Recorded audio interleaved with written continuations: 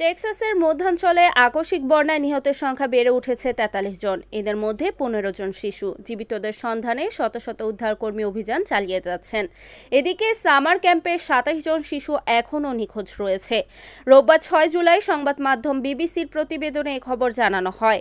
County কর্মকর্তারা জানিয়েছেন উদ্ধার কাজ অব্যাহত আছে এবং চলতে থাকবে যতক্ষণ না সকলকে খুঁজে পাওয়া যায়। গুয়াদালুপ নদীর তীরে সামার ক্যাম্পে থাকা ২৭ শিশুর এখনও কোনো খোঁজ মেলেনি। তাদের সন্ধানে জোরালো অভিযান চলছে বলে কর্তৃপক্ষ জানিয়েছে। এদিকে সামাজিক মাধ্যমে কয়েকজন অভিভাবক তাদের শিশুদের মৃত্যুর বিষয়টি নিশ্চিত করেছেন। এখন পর্যন্ত বন্যার কবলে পড়া প্রায় ৮৫০ জনকে উদ্ধার করা হয়েছে। এছাড়া মধ্য টেক্সাসে একাধিক আকস্মিক বন্যার সতর্কতা জারি রয়েছে। শনিবার বিকেলে এক সংবাদ সম্মেলনে টেক্সাসের গভর্নর গ্রেগ অ্যাবট বলেন, অনুসন্ধান প্রচেষ্টা জোরদার করার জন্য তিনি একটি বর্ধিত দুর্যোগ ঘোষণাপত্র স্বাক্ষর করেছেন। তিনি বলেন, এই ঘটনার শিকার প্রতিটি ব্যক্তিকে খুঁজে বের করার জন্য কর্মকর্তারা নিরলসভাবে কাজ করবেন।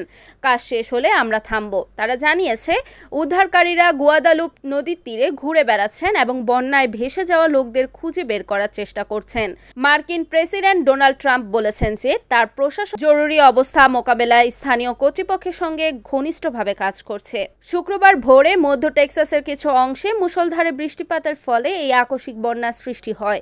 এরপর সেখানে উদ্ধার কাজ শুরু করেন কর্মীরা।